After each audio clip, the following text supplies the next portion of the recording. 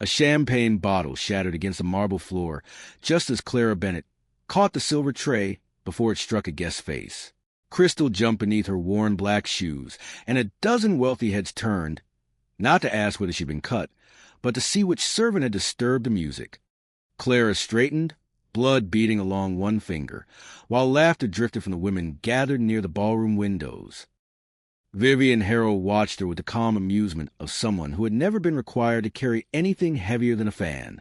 "Don't worry," she told the young women around her, loudly enough for Clara to hear. "Cole Whitmore would never look twice at someone like that." Another woman hid a smile behind her glass. "She's only a maid." Clara's hand tightened once around the tray. Then she bent, gathered the broken glass, and said nothing. In Red Creek, silence was often the only dignity poverty could afford.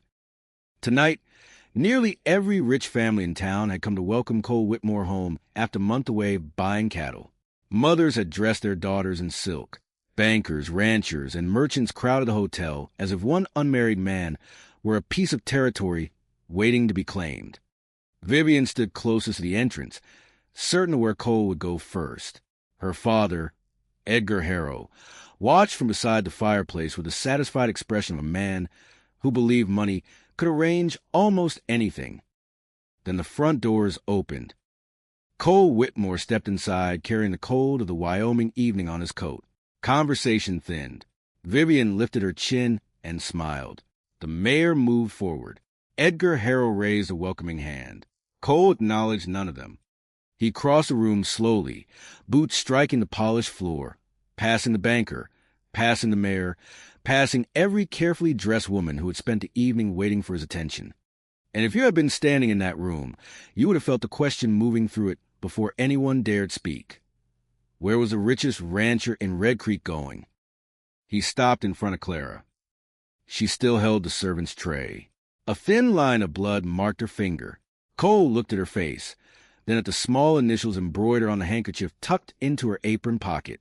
For the first time that evening, his expression changed. Not surprise, recognition. Clara searched his face and found nothing familiar. "Miss Bennett," he said quietly. Vivian's smile disappeared. Cole took one step closer. "I've been looking for you for 3 years." The room went still. Clara stared at him as if he had mistaken her for someone else, while across the ballroom Edgar Harrow lowered his glass very slowly. Whatever Cole Whitmore remembered from 3 years ago, it had just reached the one woman in Red Creek who had spent those same years trying to forget everything she had lost. Clara's first thought was that Cole Whitmore had confused her with another woman. Her second was that every person in the ballroom was watching her wait to correct him. She lowered the tray and glanced toward the initials stitched into the corner of her handkerchief. "I'm sorry, Mr. Whitmore," she said. "I don't believe we've met."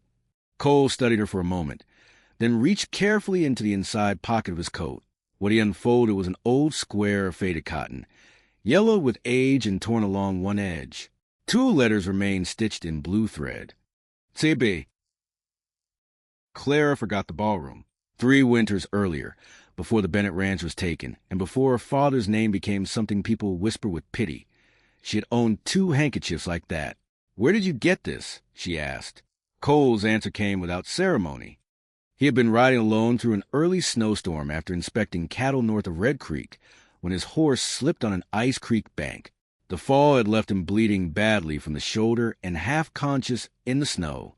A young woman had found him before dark, dragged him into an abandoned lambing shed, started a fire from broken fence rails, and stayed long enough to stop the bleeding.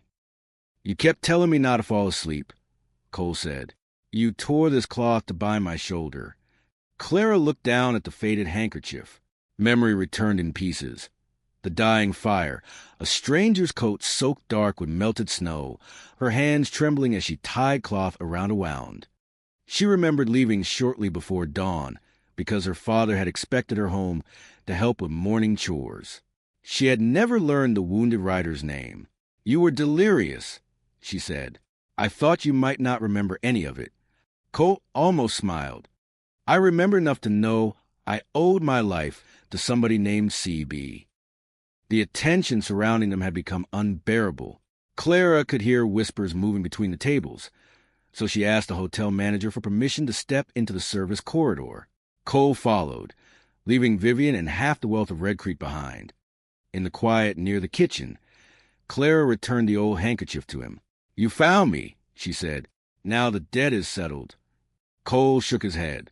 For 3 years he had asked ranch hands, station agents, merchants, and families along the northern road about a young woman with those initials.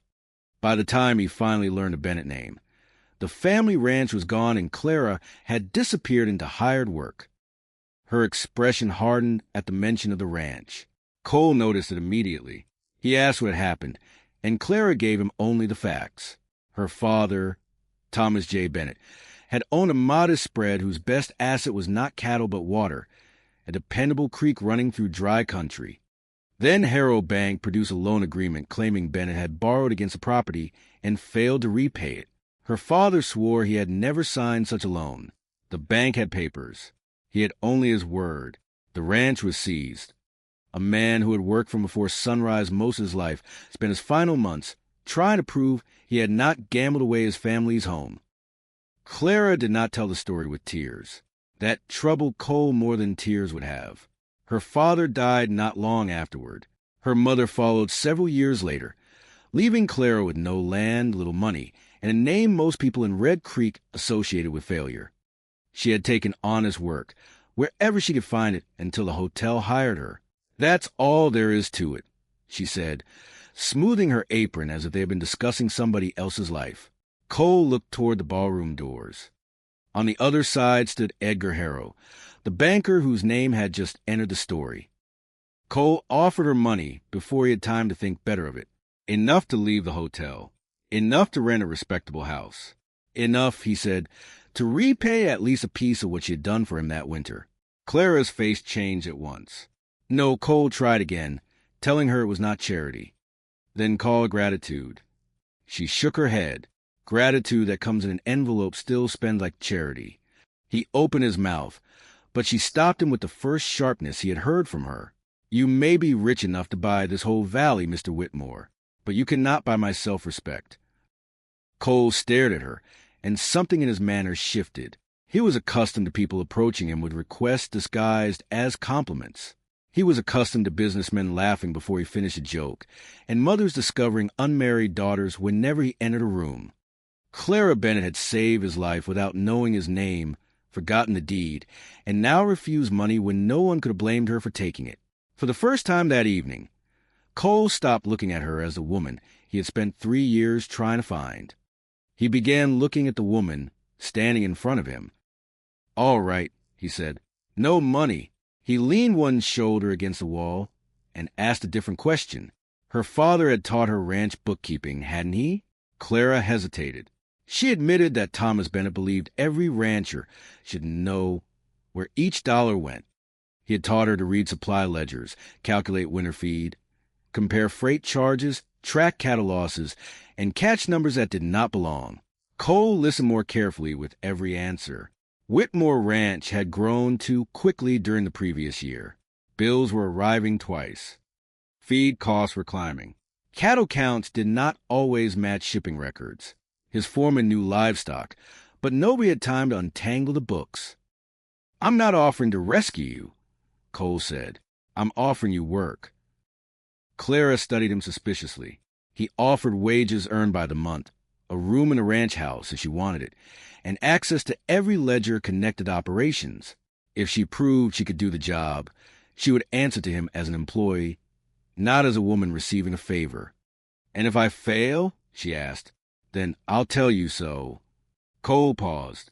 "But if you're half as good with numbers as you were at keeping a fool cowboy alive, I reckon I'm the one taking the safer bet." Clara nearly smiled before catching herself. The kitchen door opened behind them. Edgar Harrow stood there, perfectly composed, with Vivian a few steps beyond his shoulder. His gaze moved from Cole to Clara, and then settled on the old handkerchief still in Cole's hand. "Bennett," Edgar said quietly, as though testing the name against a memory he did not want. Clara felt Cole notice the change in the banker's face. Edgar recovered almost immediately and offered a courteous smile. But Clara had spent enough years serving wealthy people to recognize the difference between contempt and fear. For one brief second, Edgar Harrow had looked afraid that Clara Bennett was about to enter a place where she might start reading old numbers. 3 mornings later, Clara Bennett rode to the gates of Whitmore Ranch with one carpetbag, her father's pocket watch, and no intention of staying longer than the work required. The ranch hands watched from the corrals as Cole helped her down from a wagon. Some looked curious. Others looked amused. Clara recognized both expressions. By noon, she'd been given a small room, a desk beside the ranch office, and 6 months of ledgers that looked as if 3 different men had kept them while arguing with one another. She worked without trying to impress anyone. Feed invoices were compared against delivery slips. Freight charges were copied into neat columns. Missing cattle were matched against sale records. By the end of her first week, Clara found sacks of grain billed twice and a supplier charging Whitmore Ranch nearly a third more than neighboring spreads. Then she found something worse. Several shipments had been deliberately routed through companies financed by Harrow Bank. Cole's ranch was not merely spending too much. Someone had been shaping its debts so that more and more of its business depended on Edgar Harrow. Cole stood beside her desk while she showed him the figures. "How much?" he asked. Clara gave him the number. His jaw tightened. It was enough to buy a respectable herd. "You found that in 7 days?" She closed the ledger. "Numbers don't become honest because rich men write them." Cole looked at her, then gave the smallest nod. From that day forward, the ranch hands stopped calling her the hotel girl when they thought she could not hear. Respect came in quieter ways after that. Cole asked her opinion before ordering winter feed. Clara corrected a cattle count that prevented a dishonest buyer from underpaying them. When a young steer tore its flank on wire, she stayed beside Cole while he cleaned the wound, keeping the animal calm with one hand against its neck.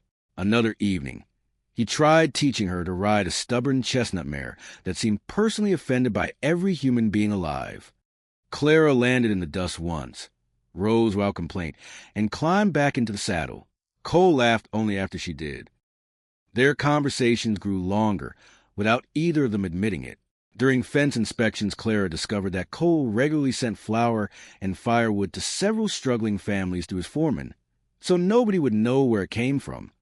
Cole discovered that Clara still wound her father's old pocket watch every Sunday, even though it had stopped keeping proper time years ago. One stormy evening trapped him in a line cabin too far from the main house to ride safely back. Sitting across a small stove, Cole finally admitted why society dinners made him restless. "Most folks decide what they want from me before I sit down." Clara considered that. "Maybe because you show them the size of your ranch before you show them who owns it." He looked at her for a long moment. Neither spoke of love. Neither needed to. Vivian Harrow noticed anyway. She arrived at Whitmore Ranch during a luncheon Cole had reluctantly agreed to host for several cattle investors. Clara had been asked to explain a new supply system because it was saving the ranch money. She wore a plain blue dress instead of a servant's uniform, but Vivian's smile turned sharp at the instant she saw her. In front of the guests, Vivian let her gaze travel deliberately from Clara's boots to her collar. "A nicer dress," she said, "doesn't make a maid into a lady." The room went uncomfortable. Clara could have looked toward Cole. She did not. "And a large fortune," she replied calmly, "doesn't make cruelty into dignity." One rancher coughed into his hand to hide a smile. Vivian flushed. Cole stepped forward, but Clara stopped with a glance before he could defend her. That mattered to him. She had not come to Whitmore Ranch to be sheltered behind his name.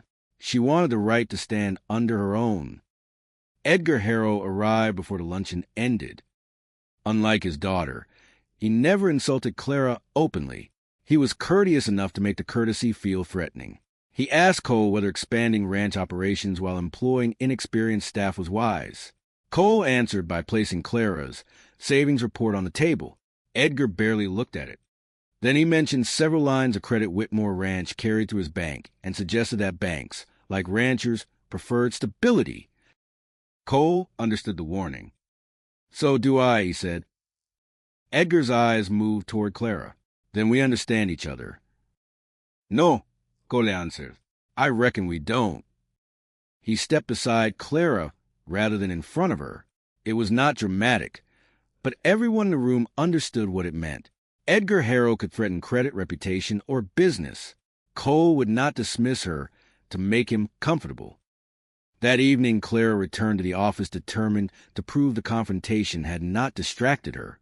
While checking an old land purchase entry, she found a name that stopped her breathing. Bennett Ranch.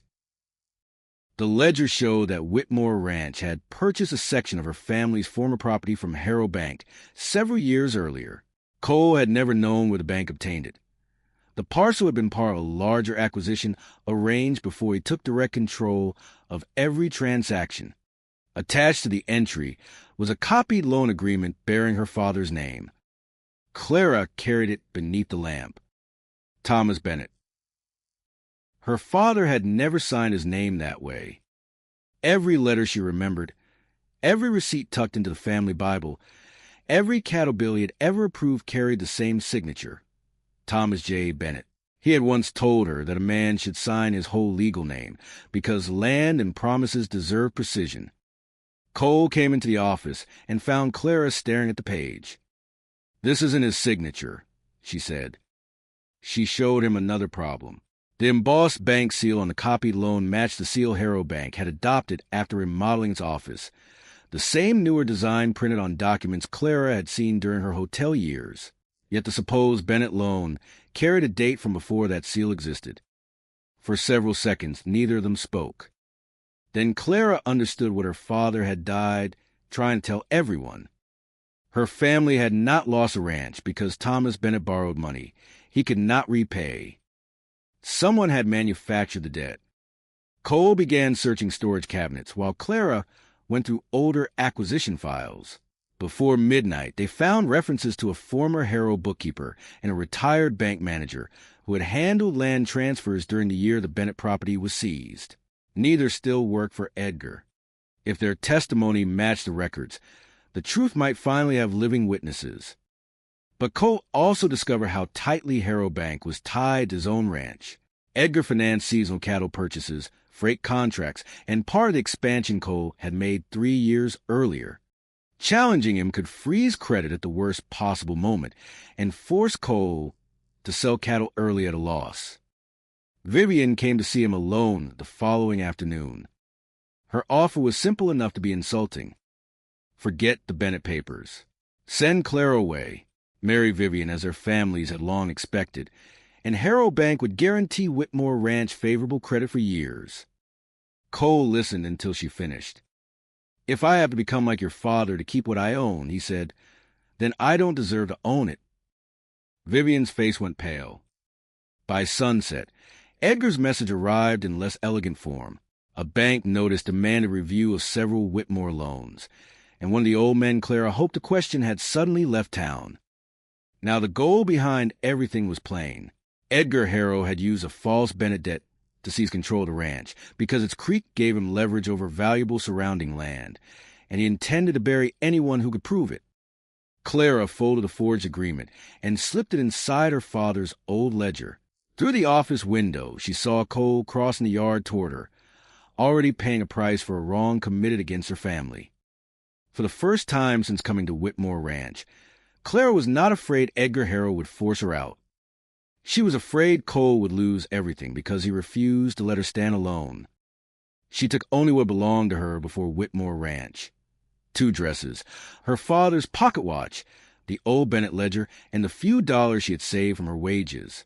On the desk, she left Cole a single folded letter. She did not write about love. That would have made leaving impossible. She thanked him for giving her work when everyone else had seen only a servant, and for trusting her judgment before she had learned to trust it herself. Then she wrote the sentence that cost the most. I will not let the ruin of one ranch become the price of restoring another. By the time Cole returned from checking a shipment delayed by Harrow's sudden credit restrictions, Clara's room was empty. He found the letter beneath the lamp. He read it once standing up, then again with one hand braced against the desk. The ranch foreman appeared in the doorway. "Boss!" Cole folded the letter. "When's the morning train?" Little past 8. Cole was already reaching for his coat. At Red Creek Station, Clara stood beneath the wooden awning with her carpet bag beside her boots. Steam drifted along the tracks as the eastbound locomotive took water farther down the platform. She had purchased a ticket to Cheyenne, where she believed a woman who could keep books could disappear more easily than a former maid carrying the name Bennett. She kept telling herself she was doing the decent thing. Then Edgar Harrow stepped from behind the freight office. He wore a dark coat, polished boots, and the expression he had used for years when entering rooms where everyone owed him something. Miss Bennett. Clara did not move. Edgar glanced at her carpet bag. Leaving town may be the first sensible decision you've made. I wasn't aware you were concerned with my decisions. I'm concerned with property. His eyes dropped toward the leather satchel beneath her arm. Clara understood. The copied loan papers were inside it. Edgar moved closer, lowering his voice. Those records belong to Harrow Bank.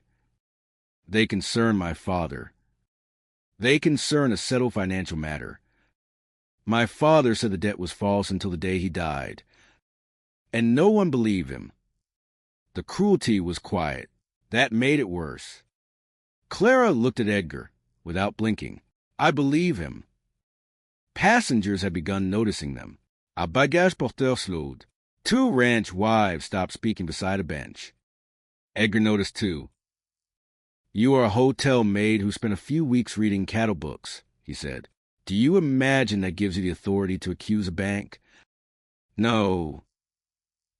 Clara tightened her hand around the satchel. But the records do. For the first time, his control slipped. He reached for the bag. Clara stepped back. Give me the papers. No. Miss Bennett, you have no idea what you're interfering with. I know exactly what I'm interfering with. Edgar's voice rose despite himself. Your father should have accepted the settlement when I offered it. He could have kept enough acreage to live on if he'd stopped insisting that the loan never existed. The platform went strangely quiet. Clara stared at him. Edgar realized what he'd said. Her father had always claimed Edgar never negotiated with him because the bank insisted the seizure was automatic. Yet Edgar had just admitted there had been a settlement offer. More townspeople turned toward them. Clara asked softly, why offer settlement on a debt you said was unquestionable? Edgar's face hardened. You're confused. No, sir. A familiar voice came from behind the gathering crowd. She rarely is. Cole. Whitmore walked onto the platform. Dust streaked his coat from the hard ride into town, but he was not alone. 2 older men followed him. Clara recognized neither. Edgar recognized both. That frightened him more than seeing Cole. One was Samuel Pike, the retired manager who had supervised Harrow Bank's accounts during the year Bennett Ranch was seized. The other, Arthur Wells, had once kept the bank's internal books before leaving Red Creek after a dispute with Edgar. Cole carried a narrow wooden document case. Edgar looked from the men to the case. Whitmore, whatever you think you're doing. Finishing something Thomas Bennett never got the chance to finish. The train whistle sounded beyond the platform. Clara looked at Cole. You shouldn't be here. I read your letter. I meant what I wrote. So did I. Cole set the document case on a baggage cart and opened it. Inside were original purchase records from Whitmore Ranch, old bank correspondence, and property documents gathered overnight from his ranch files and from Pike's private records. Edgar gave a short laugh. A collection of old papers proves nothing. For a moment, Cole said, I thought you might be right. He handed the supposed Bennett loan to Samuel Pike. The retired manager stared down at it. Everybody waited. Pike's hands began to tremble. Edgar spoke before he could. Samuel, you are an old man. Be careful what failing memory leads you to say in public. The warning worked. Pike looked toward Edgar. then toward the townspeople. His mouth opened. Nothing came out. Clara felt hope slipping away. The original loan carried her father's name. It carried numbers, dates, signatures, and the authoritative bank that had controlled Red Creek for years. A frightened old man's silence might be enough for Edgar to call everything else speculation. Edgar saw the hesitation. His confidence returned. "There," he said. "This is what happens when resentment is mistaken for evidence." Clara looked down at her father's pocket watch in her hand. She had carried it through funerals, rented rooms, servant quarters, and years of hearing that Thomas Bennett had borrowed beyond his means. She had thought finding the forged signature would be enough. It was not. Cole stepped beside Pike, but did not pressure him. "You don't owe me courage," he said quietly, "but you may owe a dead man the truth."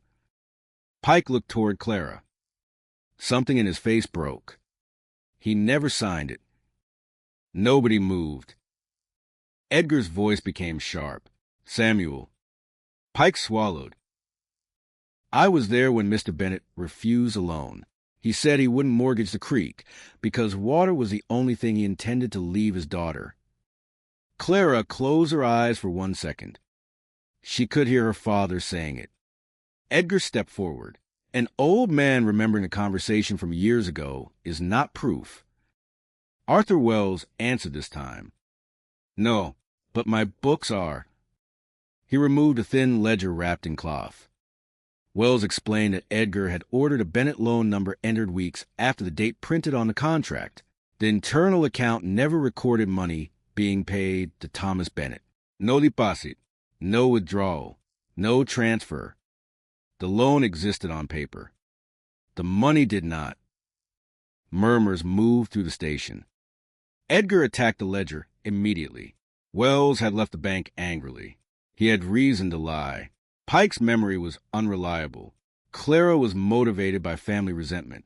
Cole had financial interests in Bennett land. For several minutes, Edgar nearly rebuilt the wall around himself. Then Clara saw the seal. She stepped to the baggage cart and placed 2 documents side by side. One was her father's supposed loan. The other was an undisputed Harrow Bank document from a following year. The seals matched exactly. Clara turned to Pike. "When did the bank begin using the seal?" Pike hesitated only once. April of the following year. The Bennett loan was dated the previous October. A murmur became open voices. Clara pointed to the impression. "This paper claims my father pledged his ranch 6 months before the seal pressed into existence." Edgar said nothing. Arthur Wells opened his ledger to another entry. There was the cost of the new seal. There was the date it arrived.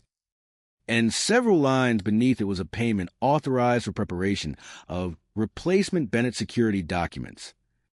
This time the silence belonged to Edgar. Cole did not look triumphant. He looked tired. "What did you want with the land?" he asked. Edgar knew there was no clean answer left, but pride made him try.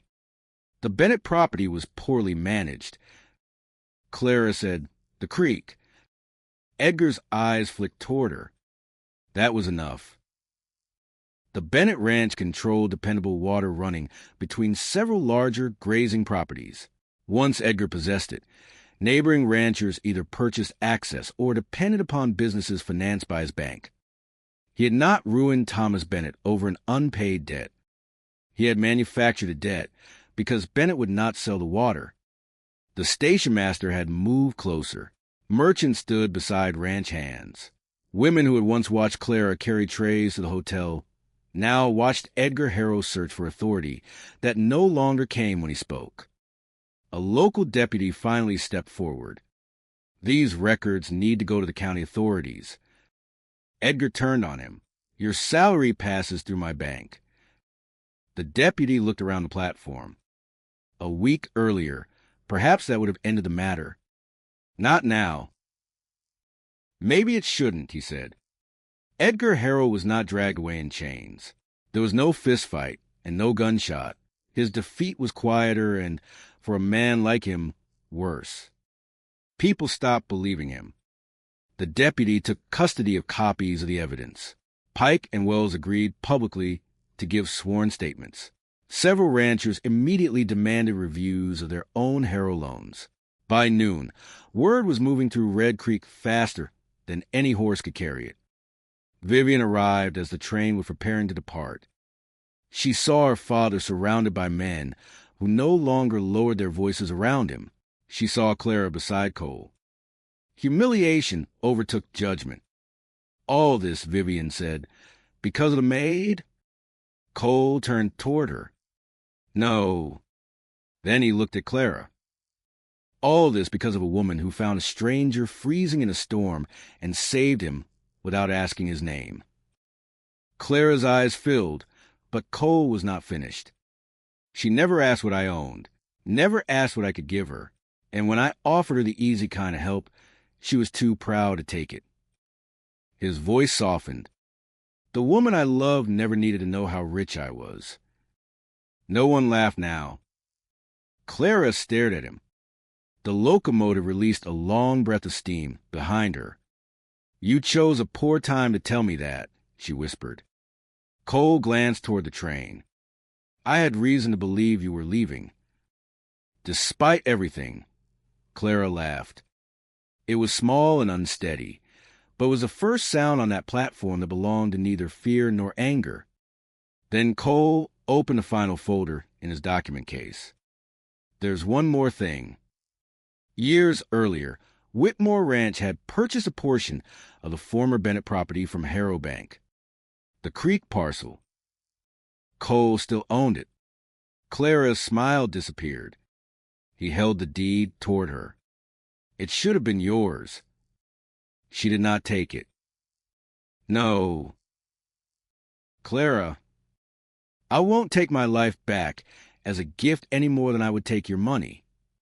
Several people nearby looked surprised. Cole did not. By now he knew her. All right, he said. What do you propose? Clara looked toward the hills beyond Red Creek, where somewhere past the roofs and fences lay the land she had once believed lost forever. I buy it back. With what? My share of the savings I make your ranch. Cole considered this with exaggerated seriousness. That could take a while. I know. A slow smile appeared beneath the dust on his face. Well, Miss Bennett, I reckon that means we'll have to keep working together for quite some time. The conductor called the final boarding warning. Clara looked at the train, then at her ticket. She tore it once through the middle. The locomotive left Red Creek without her, and for the first time since Thomas Bennett had lost his ranch, Clara watched something leave without feeling that her whole life was being carried away with it. 2 years later, Clara Bennett still stopped breathing whenever a bank envelope arrived. The fear lasted only a second now, but Cole noticed it every time. Her fingers would become still over the paper, and some part of her would return to the days strangers had carried boxes from her childhood home while her father stood beside the fence, insisting he had never borrowed the money. Cole never told her she should be over it. He simply remained nearby until she opened the envelope herself. Most contained ordinary ranch business now. Payments received, cattle accounts settled, freight charges approved under Clara's careful eye. Little by little, paper stopped meaning loss. Bennett Ranch had changed too. The sagging porch had been rebuilt. The old barn stood straight again. Cattle grazed beyond repaired fences, and clear water still crossed the property exactly where Thomas Bennett had once refused to mortgage it. Clara purchased the land back from Whitmore Ranch, according to the agreement she had demanded. Cole never reduced the price. Clara never asked him to. Every payment came from profits she helped create, and when the final receipt was placed in her hand, she carried it alone to her father's grave. She laid the receipt beside the weathered stone and wound his broken pocket watch. We got it back, Pa. That was all she said. By then, Edgar Harrow had lost control of his bank. The investigation into the Bennett papers uncovered other questionable land transactions, and families who had once been too frightened to challenge him began demanding their own records. Red Creek did not transform overnight into a perfect town. Men who had looked away from injustice still had to live with having looked away. But Harrow's name no longer ended conversations, and no banker in town could easily convince people that an official seal mattered more than the truth behind it. Clara divided her days between Bennett Ranch and Whitmore Ranch. She managed accounts, negotiated supply prices, and became the person cowboys sought when numbers stopped making sense. New hands occasionally heard that she had once worked at the Red Creek Hotel. The older men usually corrected them before the story could become a joke. She kept this ranch from being bled dry, they would say. Clara pretended not to hear. Cole never proposed to her at a ballroom. He asked one evening, while they were repairing a section of fence damaged by spring runoff. Clara was holding staples in one palm and telling him that he had driven a post crooked. Cole looked at the post, looked at her, and said, "You reckon you could tolerate correcting me for the next 40 years?" Clara stared at him. "That is the poorest marriage proposal I've ever heard. It's the only one I've ever made." She made him ask properly. Their wedding took place beneath the old cottonwood near the Bennett house. There were no crystal chandeliers, no orchestra, and no mothers displaying eligible daughters like horses at auction. Ranch hands stood beside merchants. Families Cole had quietly helped through hard winters brought pies and bread. Samuel Pike came with Arthur Wells. Even several people who had laughed in the hotel ballroom attended with enough decency to remember their shame. Clara wore no extravagant gown. Inside one pocket, she carried her father's watch. Inside Cole's coat was a faded handkerchief embroidered with CB, the piece of cloth he had kept for 3 years because a nameless young woman had once